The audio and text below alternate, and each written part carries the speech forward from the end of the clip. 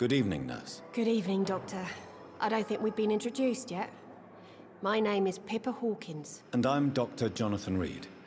Dr. Swansea has recently offered me a position in this hospital. Well, it's a euphemism that your help will be appreciated, Doctor.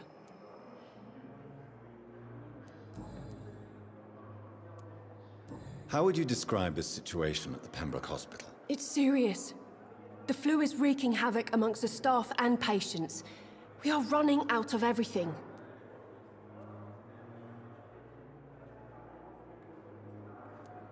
Nurse Hawkins, the Spanish flu won't last forever. Even the Black Plague didn't kill everyone. I wish I could believe you. But what if this epidemic was worse? What if in the end, nobody was spared? You must get a hold of yourself, nurse. Sorry, I'm exhausted. No one has any idea when this epidemic will be over.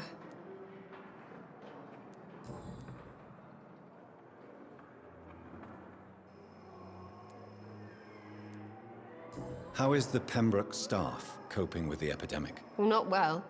Milton, the ambulance driver, is even more grumpy than usual, especially concerning doctors.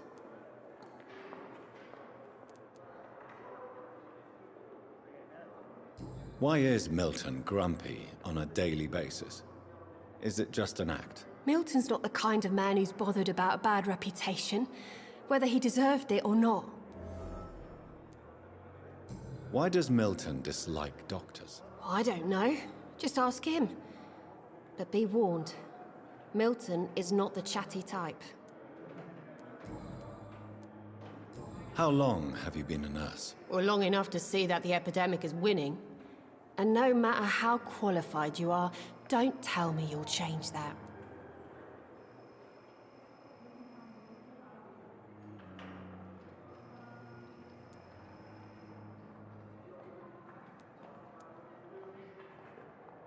You'd be surprised what dedication can achieve, Nurse Hawkins. In medicine, sometimes we're just a test result away from a miracle. Sorry, Doctor. I don't want to sound bitter, but I'm just too tired to give a pep talk like Nurse Branagan.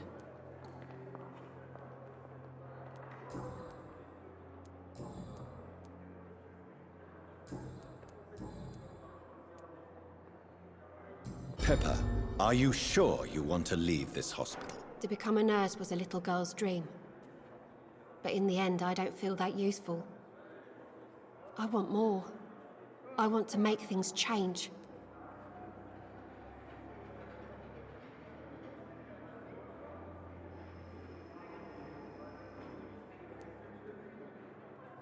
You should be proud of what you've achieved.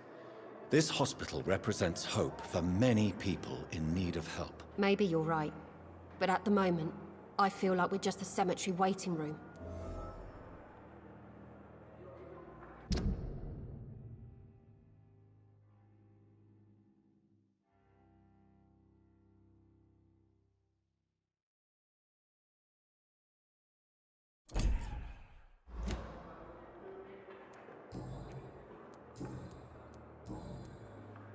Goodbye, Nurse Hawkins.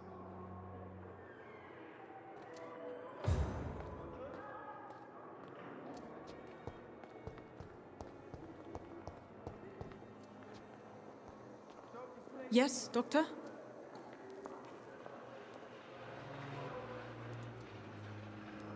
Exactly how bad is the supply situation here at Pembroke? It really depends. Dr. Swansea deftly works his society contacts for monies, but with the quarantine, well, we're in God's hands.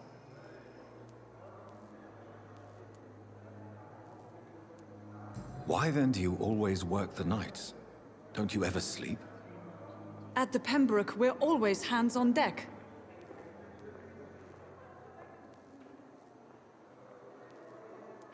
Your dedication to the Pembroke does you credit, Nurse Crane, but when do you sleep? We staff get our sleep when we can, Doctor. Nursing is a vocation, not the labor of a journeyman. Lack of sleep and the medical profession always ends in disaster. I've witnessed many a colleague succumb to stimulants to fight exhaustion. drugs were as deadly as bullets in the trenches. London's trenches start here at Pembroke Hospital. We are on the front line, make no mistake. Please, could you point me in the direction of the morgue again? It's the large boarded-up building behind the hospital. You can't miss it. The key I gave you will open the small back door to it. That's all for now, Nurse Crane, thank you.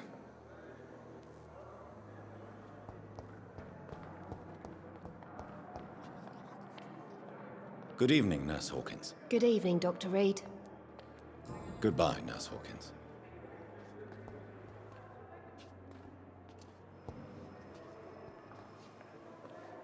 Good evening, sir. Can I help you? Unless you're here to fix my face. No. I don't think you can help me. I'm Dr. Reid. I've recently taken the position of head surgeon here. War injuries, am I right? You guessed right, Doctor. German shell took my pretty little mug right off. But they still call me Thomas Elwood.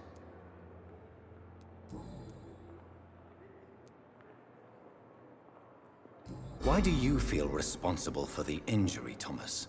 What really happened? I wasn't disfigured by any German shells. It happened during my leave. It was an accident.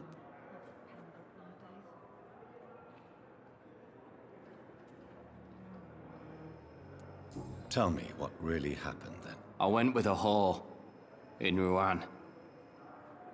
Dead drunk I was. The hotel was a shithole. There was a fire that night. Did you start the fire? Were you trying to avoid going back to the front? That's not uncommon, you know. No. It's just that I was asleep when the flames reached the room. The girl was long gone. Bitch never woke me up. Left me to burn. Why lie about it? Come on. It's one thing to come back disfigured by the Germans, and it's another to get injured in an accident that could have happened to anybody.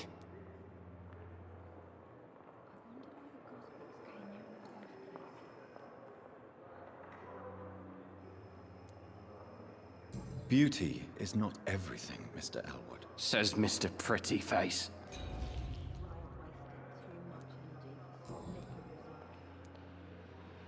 How is your stay with us, Mr. Elwood? Oh, it's bliss. I just escaped death in the trenches to be surrounded again by the moans of the dying. Can I ask you precisely why you're a patient here? It's the pain, sir. The drugs don't work. It just hurts under the scars, if you get my drift. Who is treating you? Is someone in particular looking after your case? Nobody since the old and tired doctor spoke to me. Started to think I was forgotten about. Wouldn't blame you. You don't seem worried by that. My face hurts so much more when I smile or cry. I've learned it's easier not to speak. But be assured I'm smiling inside. Can I do anything for your pain? Nurses gave me a bunch of pills. No effect. Told you. It's like the flames are under my skin, burning away.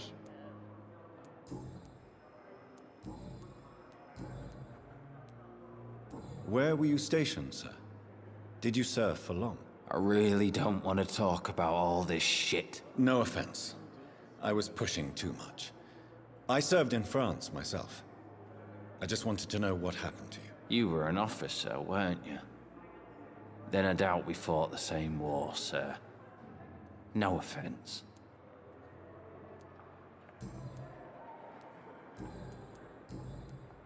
Goodbye for now, Mr. Elwood. The Goswicks came here in the first place.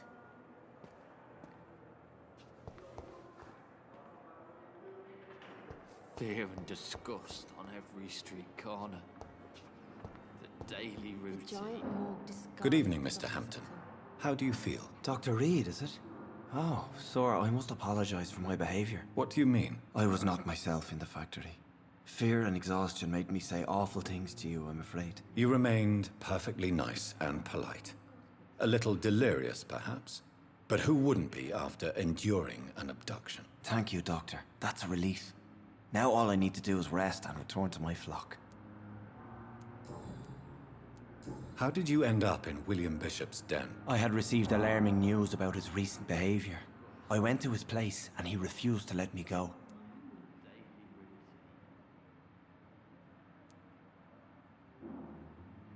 Why did he abduct you? William was an alcoholic. His addiction suddenly changed to blood. I don't know why. Just like a patient I met here. This Miss Hawcroft.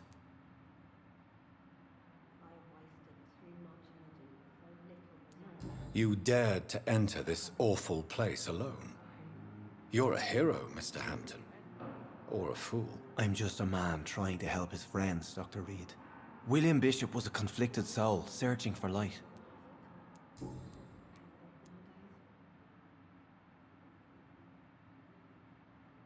What is the general situation in the East End docks? The situation has always been tough, with a lot of tensions between the gangs and the dockers' trade union. The wet boot boys are very nervous since they lost their leader. Who leads the gang now? Since Clay Cox went missing, it's his wife Edwina who runs the show, with the assistance of her minion, Booth Digby. Has the gang been threatening you? Ah, no. I've had this nickname for so long, you know, the sad saint of the East End. No one dares to bug a saint, not even criminals. Do you know Tom Watts, the bartender from the Turtle? I met him before I found you in the canning factory. Tom? Yes, of course. Always the helping hand, good old Tom. Without men like him, corruption and despair would have wiped out the East End long ago. Who should I avoid in this part of town, then? Any particularly evil figures? Not really. Most men and women are just doing their best. And it's not my habit to speak ill of people I know, Doctor. People are still in despair. How could it be otherwise? The authorities have left us all to rot in this contagious nightmare. No drugs, no advice, nothing. It's a damn shame.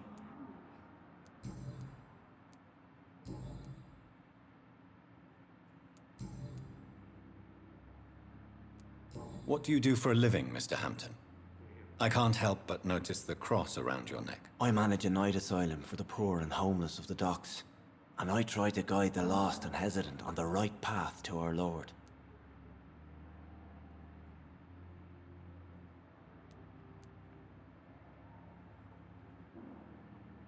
Are you a priest, Mr. Hampton? A deacon, maybe? Not at all, Doctor. I'm just a man of faith willing to preach the good word. Why didn't you use your cross against William Bishop? To repel him somehow? That's a very strange question, Doctor. A cross is no magical token, if that's what you were trying to say. Not mine, anyway.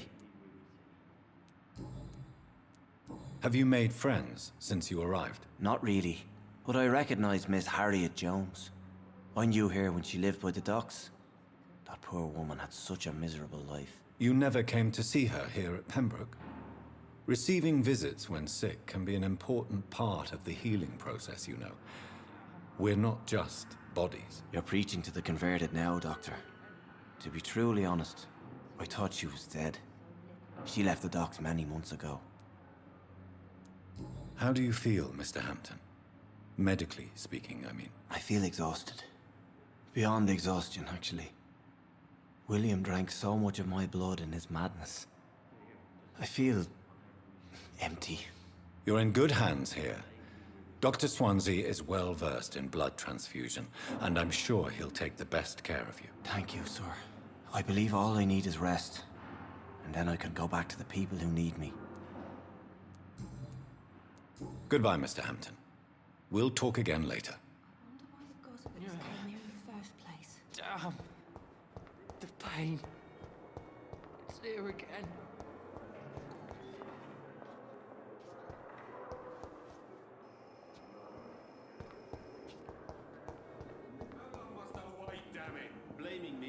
Good evening, sir. I'm Dr. Reid. I believe we're going to be colleagues. Reid, yes, I've been informed about your arrival. I'm Waverly Ackroyd. Welcome aboard, I suppose. Does my arrival inconvenience you in some way, Dr. Ackroyd? Let us just say that I don't particularly share Dr. Swansea's enthusiasm for hiring you. What we need here are reliable professionals, not overrated dabblers. If you have a problem with me, Dr. Ackroyd, please feel free to tell me. Dr. Swansea has imposed your presence on this hospital without asking anyone's advice. The benefit of his position. But I don't agree with it. I know we've never met before, but I believe this hospital could use all the help it can get. You will agree with that, I'm sure. Oh, but I have heard about you, Dr. Reid. Of course, you can't say the same about me, since I have not wasted my time courting the press.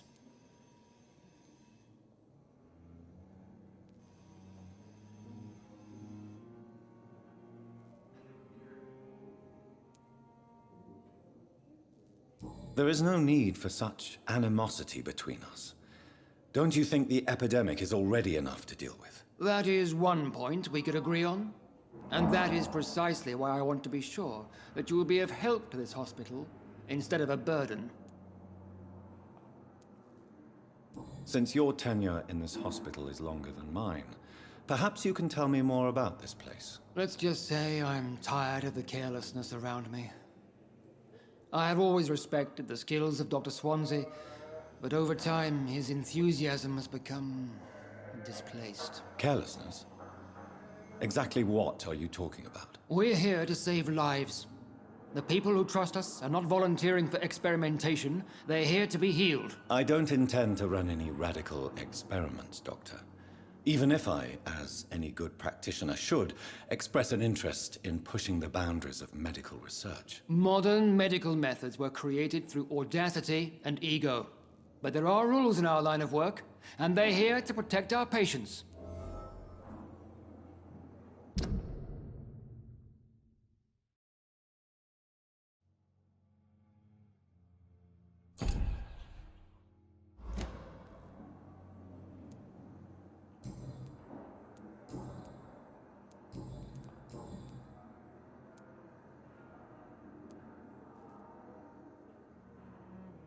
I don't know what you've heard about me, but I have already proved my value as a practitioner. I don't question your skills, Dr. Reid, but your motive. Is it money, fame, or are you truly dedicated? And what exactly is that supposed to mean? I served in the war just like you. But unlike you, I did not use the wounded to play the modern sorcerer. Be careful what you insinuate, Dr. Ackroyd. I only want you to admit you used those men to improve your theories.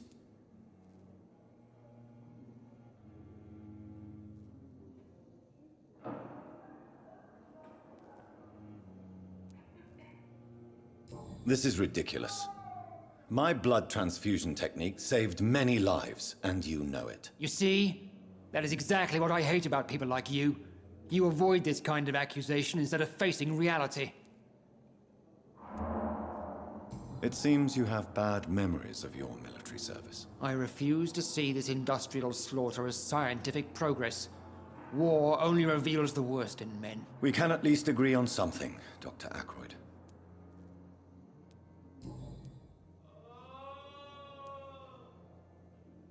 Thank you for your time. We'll talk later. This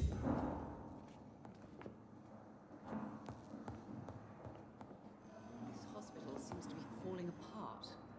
But in the circumstances, I'm willing to give you the benefit of the doubt. Good evening, Doctor. I believe we're going to be working together. Dr. Reid. Dr. Swansea informed us of your arrival, but I could not dare to believe we'd have such good fortune. Such an honor, sir. Thank you. And you are? I am Thoreau Strickland, Dr. Thoreau Strickland. I'm a great admirer of your work, Dr. Reid. I will not let you down, my boy. Please, could you tell me something about yourself? I'm a great admirer of your work concerning blood transfusion, Dr. Reid. I run my own experiments. I'm convinced it's the future.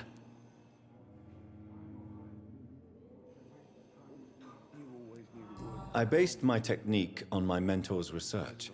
He helped me perfect my method. What is yours? I'd rather not talk about it. For now, it's just theories and first approach. My process is purely experimental and unsuccessful. As long as you're cautious and methodical, you may remain empty-handed, but you won't fail. You're not the first one to warn me, but I am convinced knowledge is the main weapon against the ravages of this epidemic. What made you choose to be a doctor? I'm not ashamed to admit you and your work have inspired me. I am honored to have the opportunity to work by your side.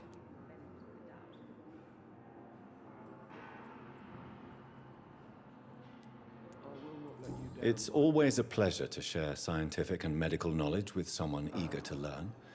I'll be glad to help you if I can. This epidemic may be the century's most terrible disaster, but I'm convinced that we, as doctors, are the only ones able to defeat it. You always knew the words to calm the children, Ellen. As for me... What can you tell me about the Pembroke? Well, it has always been an honor to work with Dr. Swansea. But with your arrival, I can't think of a better opportunity to learn about blood transfusion. You seem quite optimistic. It's a rare and precious attitude in these difficult times. I'm convinced that this epidemic is a test of endurance and dedication for us men of science. Questions remain about our capacity to resolve the situation. True. Last summer, during the first wave of the epidemic, I used to joke with Milton about the extra work. We're not smiling now. Do you need help with anything in particular? Well, yes, maybe. I'm waiting for a batch of products I ordered for my personal research, yet my supplier seems to have vanished. Do you want me to play the errand boy for you? Oh no, Dr. Reid. But if you went personally to his shop, what with your reputation and all, he wouldn't dare to refuse the products I need. I see. Well, give me the address, for I may pass by if I have time.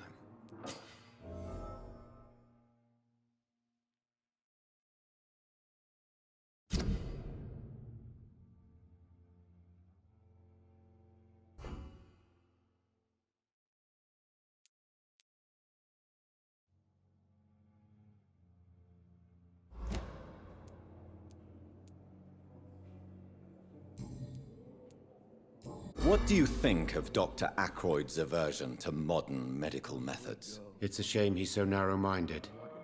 Dr. Swansea taught me that science is about exploring uncharted territory. I'm convinced that's true. With the influenza and all that's going on, you should put your differences aside, don't you think? Why is it so difficult to work together? I believe that if Dr. Ackroyd had been the one to discover the transfusion process, he would be the first to recommend its use. So you believe it's just a question of jealousy and pride? Dr. Ackroyd is as proud as he is blinded by his obsolete concept of medical science. My sweet girl. Reads me like a book.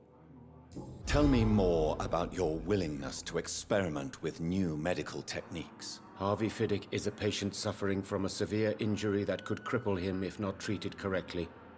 I'm convinced your blood transfusion technique could help him. What is it you really want? To save him, or to prove your point? Fair question. I want nothing but to save my patient, Dr. Reid. Especially since I know Mr. Fiddick's story. Tell me Mr. Fiddick's story. Our first diagnosis was compromised because Mr. Fiddick lied to us about the real origin of his injury. He first claimed it was an accident. But why would he hide such crucial information from us? Because he is a proud father, ashamed of putting his children at risk because of his own negligence.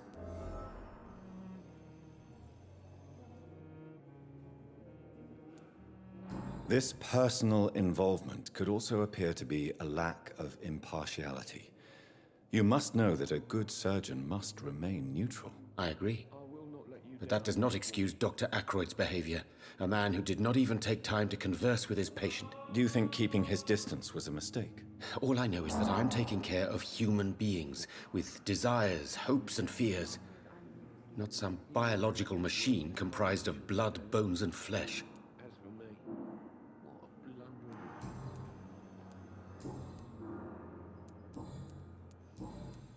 Goodbye, Dr. Strickland.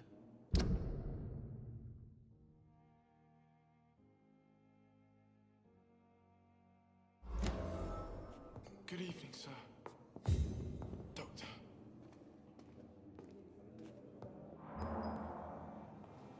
Good evening, sir. I'm Dr. Reid. May I help you? I don't know if a third opinion is needed. Your colleagues are already arguing about my condition. I see. Would you mind telling me more about your situation? I'm HARVEY FIDDICK. All I want is to get me bloody arm fixed properly.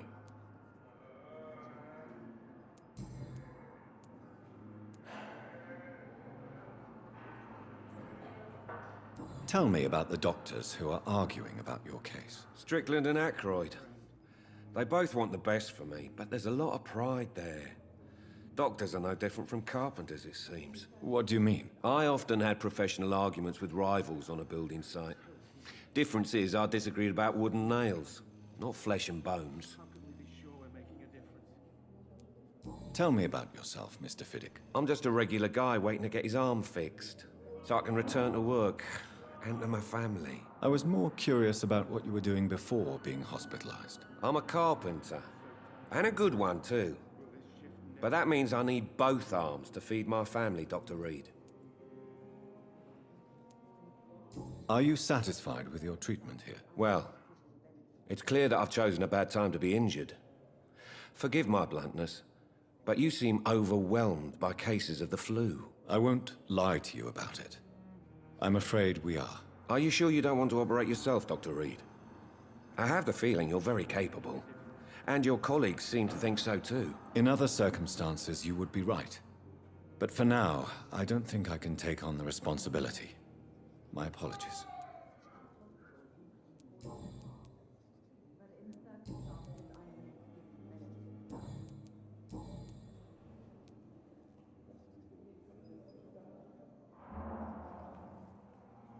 You seem worried about the safety of your family. And it's obviously the reason why your wound troubles you so much. I cannot give up on my children now. They both need me living. What about their mother, if I may ask? She died in 1915 during one of the first Zeppelin raids. We never found her body.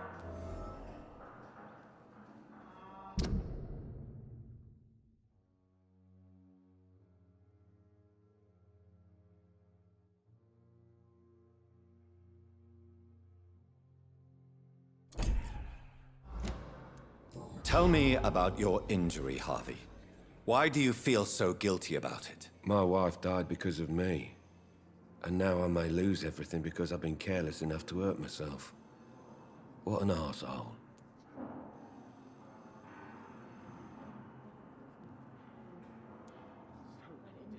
How could your job be responsible for your wife's death? I was working a double. She went out to bring me a hot meal and got caught in a German bomb raid. You can't hold yourself responsible for your injury, Mr. Fiddick. Unless you tried to hurt yourself. Of course I didn't hurt myself. But I can't work until my arm is fixed. My children need to eat, Doctor.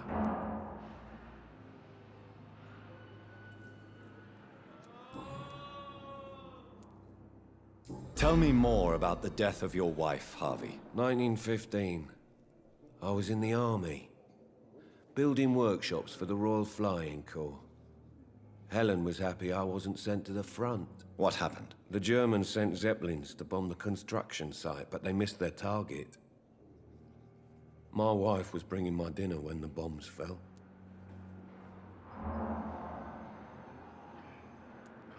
I'm sorry for your loss. So many died during the bombings. I served in France and witnessed the carnage there. I would like to say that she didn't suffer. Truth is, I have no idea. I just know that I'm all that me kids have. Poor little bleeders. How are your children after losing their mother? They were smaller then. The only good thing about this is my Helen didn't bring them with her that night.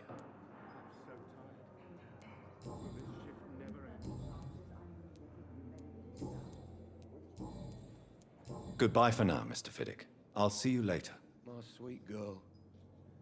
Reads me like a book. I never could keep anything from her. So many deaths.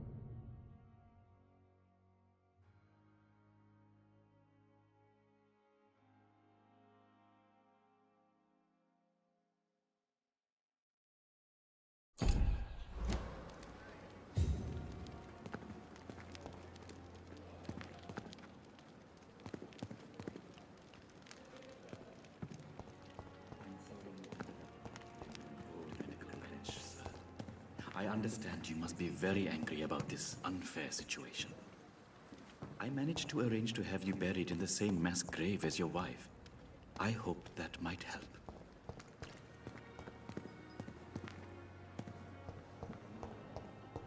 Blundering idiot.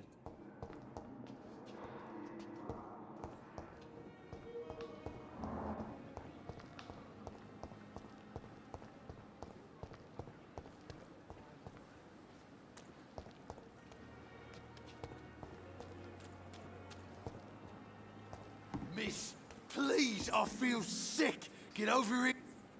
Good evening, Mr. Cox. Dr. Reid. Still working at night, I see. I like that. And why is that? People who don't sleep at night always seem more alive to me. More interesting, one way or another.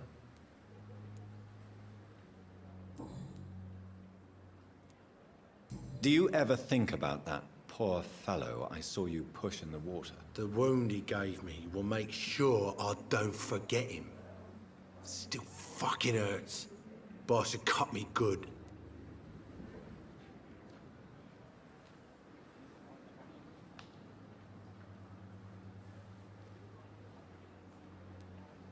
What did he want? Revenge? I recently had to kill his brother.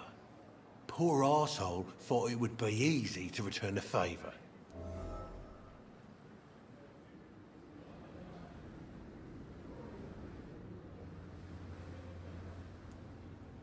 Only the strongest survive, then?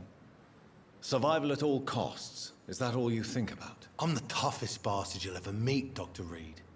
And I don't give a fuck what you think of me. That man was determined to murder you.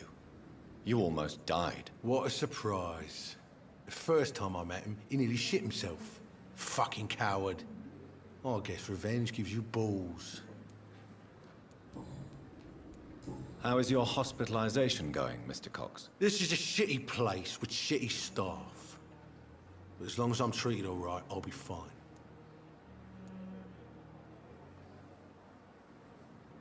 What's wrong with the Pembroke staff? That bastard you sent to bring me here, Milton.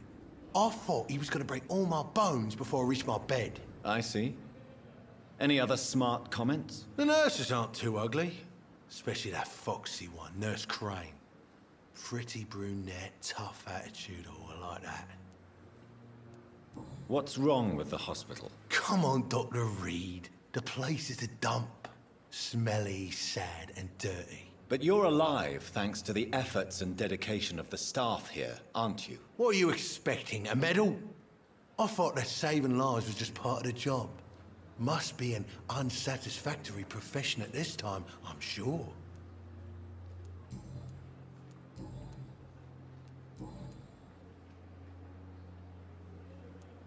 How long do you think you can escape the law, Clay? I know this city like the back of my hand, Doc. I know its streets, who to pay, who to avoid, and who to bully. I won't get caught.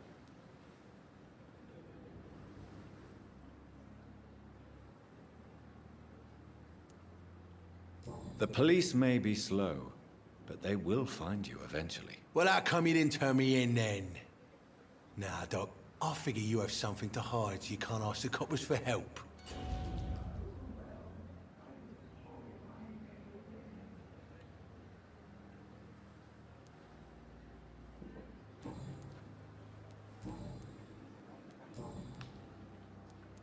I'll leave you for now, Mr. Cox. When I get back, I'll have a word with Tom. He's really pissed me off this time.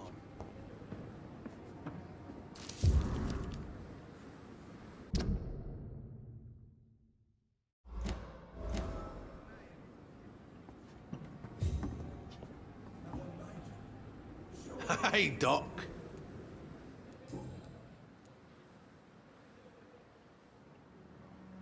Am I right to assume your wife's letter pissed you off, Clay? I was so mad, I threw away the knife she got me when we got married. Your wife gave you a knife as a wedding present. That knife has always been my lucky charm. If I'd had it in my hand when I got stabbed on that pier, I'd not have been wounded.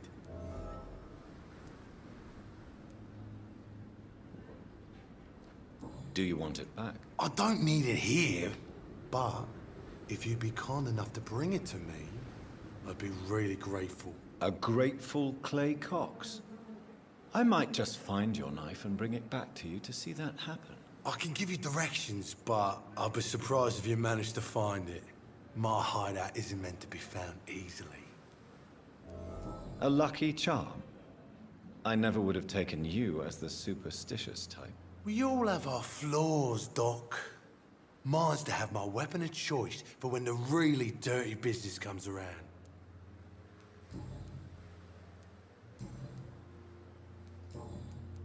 What can you tell me about your marriage, Clay? Marriage is the sweetest cage, they say.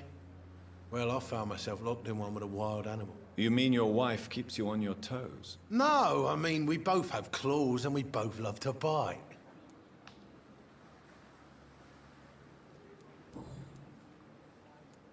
I'll leave you for now, Mr. Cox. Is this supposed to be an hospital? A pigsty would smell better.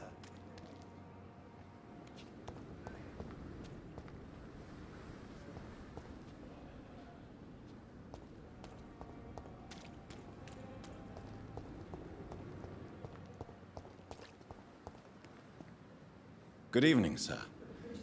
I'm Dr. Jonathan Reid. I'm new here. I've already heard about you, Dr. Reid. I'm Milton Hooks, the ambulance driver for this shithole of a hospital. That's quite a blunt introduction, Mr. Hooks. You can call me Milton. I like to speak my mind, Dr. Reid. Perk of the job. Don't judge me, and I won't judge you. I'm not sure I understand what you're talking about. Well, I'm no doctor, but I'm pretty sure a gun can't be used as a surgical instrument. You have a keen eye. I learned to shoot during the war, and have carried one ever since. Old habits die hard. No need to explain, Dr. Reid. And if you ever need a better gun, remember, I may have something for you.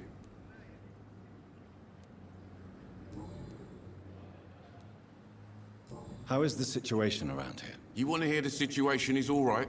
It's fucking awful. We lack everything, and it's getting worse every day. So what do you do exactly in this hospital? Apart from smuggling guns, I mean. I've been an ambulance driver since... too long, I guess. I bring sick people here night and day. It's a dirty job, but I get it done. Most of the time.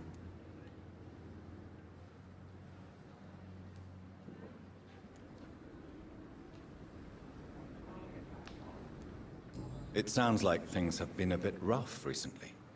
What's happened? Yesterday I got attacked by the patient I was bringing here. I escaped through the hospital's garden, but I lost my wallet when I was running. You left an infected patient outside the hospital? That's incredibly dangerous. Go there yourself if you want, but be careful, Doctor. I'd rather not bring your dead body back.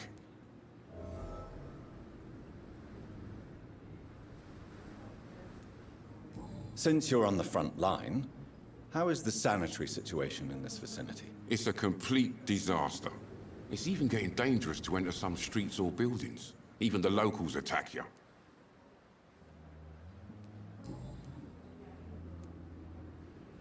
Are you really smuggling weapons through the hospital? And why not? I've already been attacked by patients, you know. And by gang members willing to steal my money. But you're not defending yourself. You're selling guns to civilians. You keep people alive your own way, Doctor. I offer them another way to protect their health. Why do you have such a mediocre reputation among your colleagues, Milton? Fuck them. Nobody knows the horrors I've seen since working here.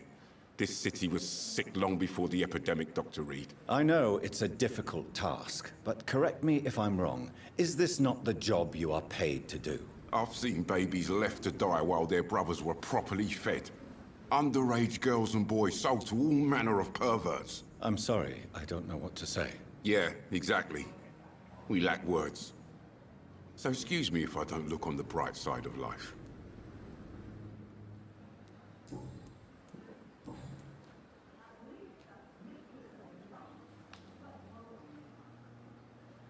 Tell me why you're extorting money from some of the patients here. If a patient wants a bed, he'll have to pay me a little fee.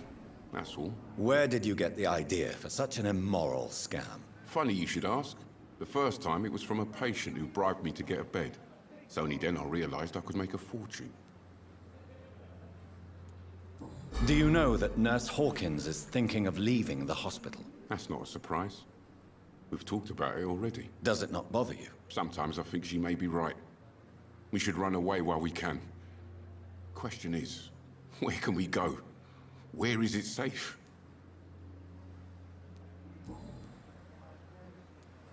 I'd like to see your goods. Wise choice, Dr. Reid.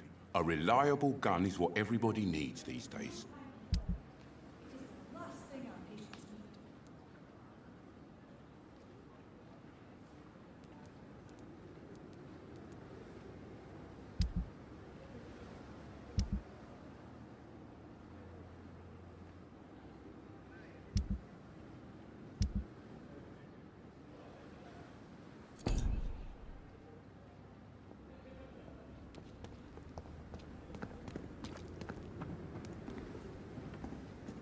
Good evening, Nurse Branagan. Good evening, Doctor.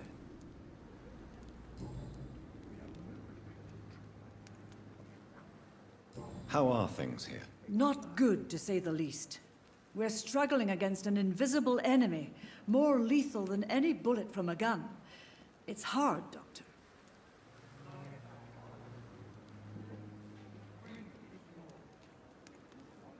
Do you think this hospital can survive the epidemic? We are all volunteers here, and we're trying to hold fast, but how do we beat an invisible killer? Some nurses have already resigned. An invisible enemy? Quite a poetic term for a disease, especially from a nurse. Sorry, Doctor. These last few weeks have been exhausting. We could all do with a good night's sleep. I'm not familiar with all the staff yet. Perhaps you could help me. Brilliant professionals, most of them. Dr. Swansea has a gift for recruiting talent. Most of them? Is there a problem I should know about, nurse? It would be inappropriate for me to speak ill of a colleague.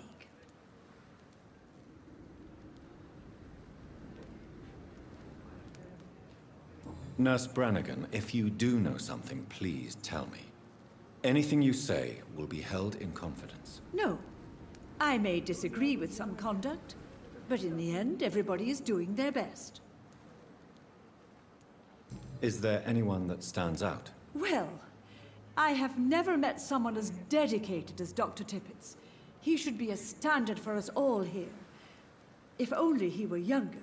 Why should his age be a problem? I guess it's fair to say he's always pushing himself to the limits. He just doesn't know when to stop and get some rest.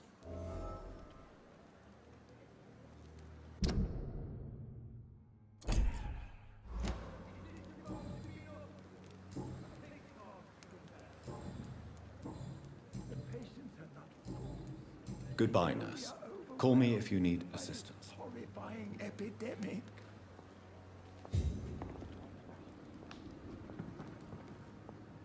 Good evening, sir.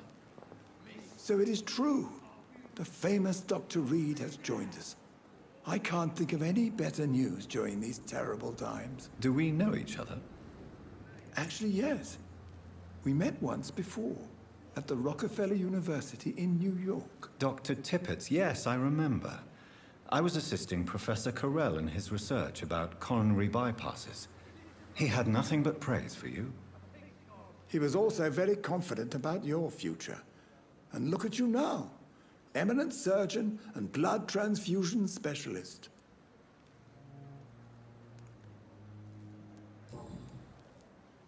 What is the Pembroke Hospital situation?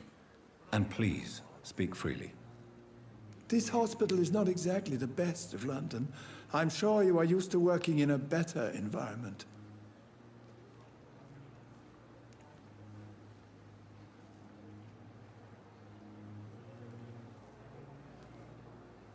It's not exactly the best situation in London either. I can't have expected this hospital to be prepared for what was to come. Don't be misled by appearances, Dr. Reid. This hospital does not lack talented people. It just lacks hope.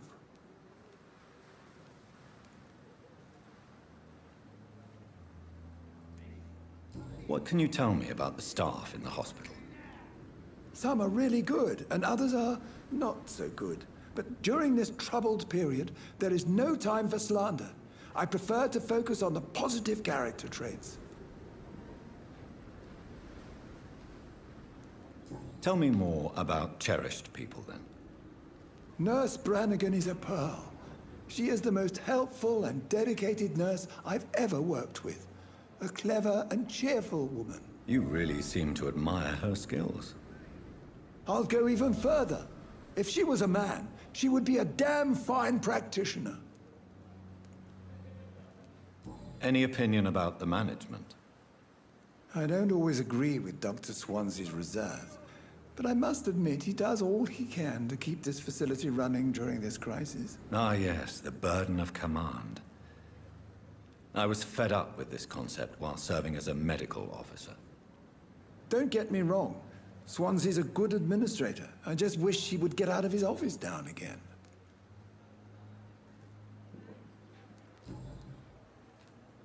You're exhausting yourself, Corcoran. Maybe you should think about preserving your strength. No. We must keep on healing all those poor souls. We are the last rampart before chaos. Once more unto the breach.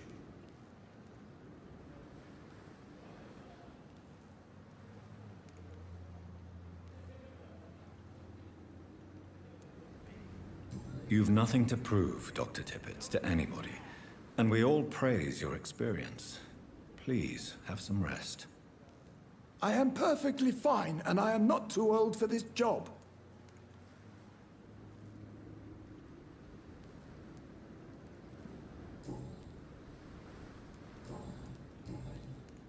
Goodbye, Dr. Tippets.